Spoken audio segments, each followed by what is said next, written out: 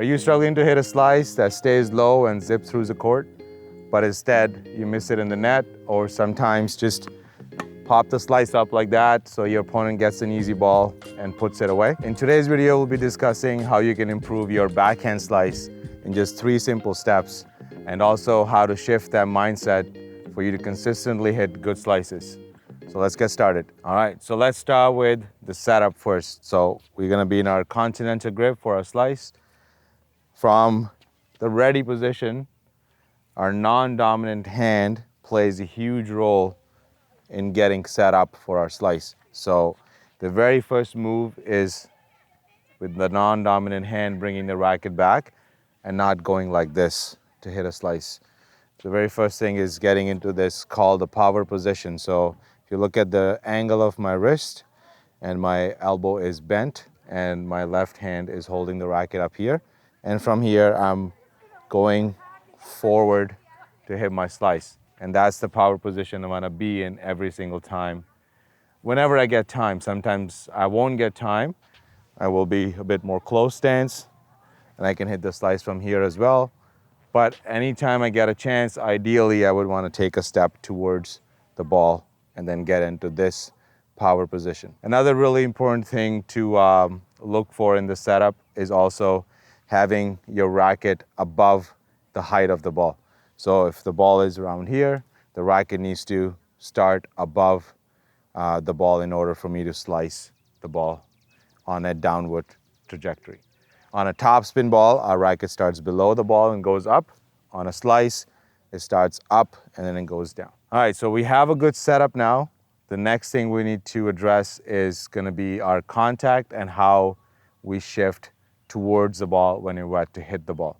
So from this position here, if I'm in my power position, now from here I want to lean towards the ball with my shoulder and also my legs. I'm going to lean towards the ball and then on a downward trajectory finish my shot in this position. A lot of the times what I see is the weight is still on the back foot and the racket kind of finishes all the way up here.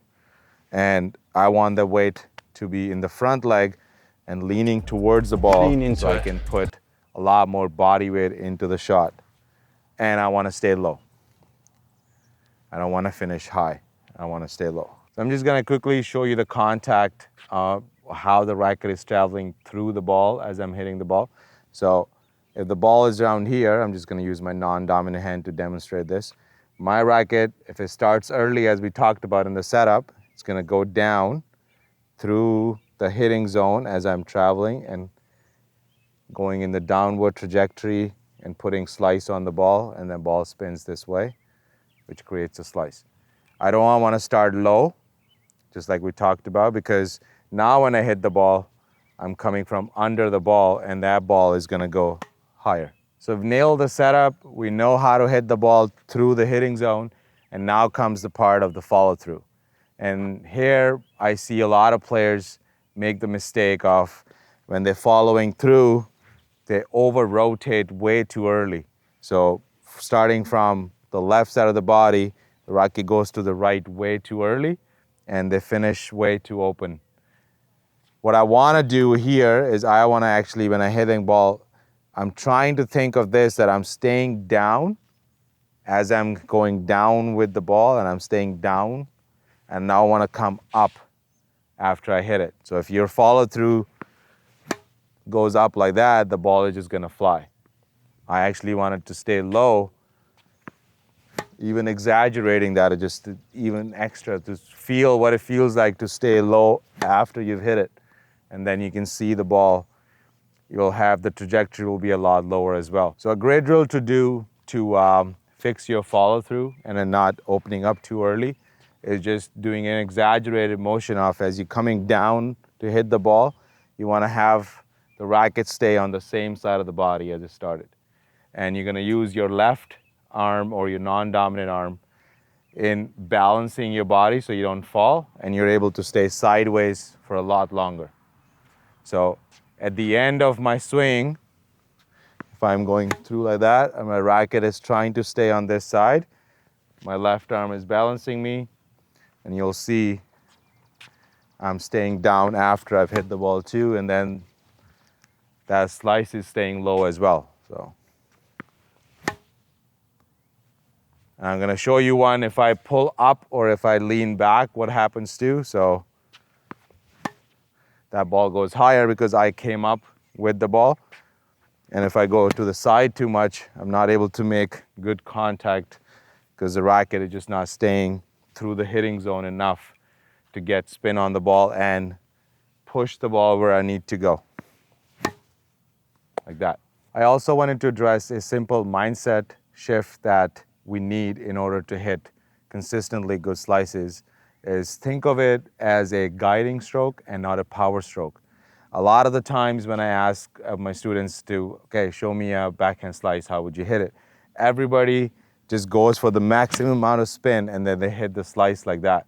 They don't really have a target in mind or a thought process of where they're trying to direct the ball or how far into the court they want to hit it.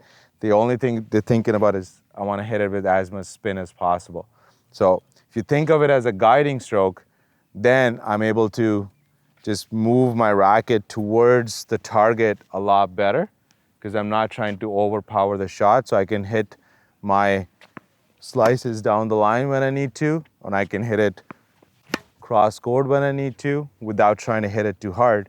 Because a lot of the times when you are in a situation in a match where you need to use your slice, you're using it as a defensive shot as well, or a shot to neutralize the rally, so it doesn't really necessarily needs the power. But if you can get that shot to go deep into the court, that would help you a lot, and also take some of the pressure off of you to trying to execute it with more power. So depth is way more important when it comes to slice, because that ball, if it stays low and is closer to the baseline, it's a lot harder for your opponent to return, as opposed to something that you try to hit with too much power, but it just sits up.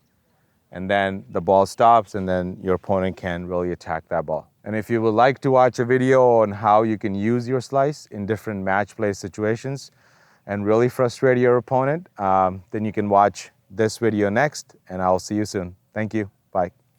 Or sometimes you hit a slice that goes into the net, but instead the ball goes into the net. Come on. I can't even keep going through the shot because the camera just goes down to the floor. So, ready? I'm ready. All right.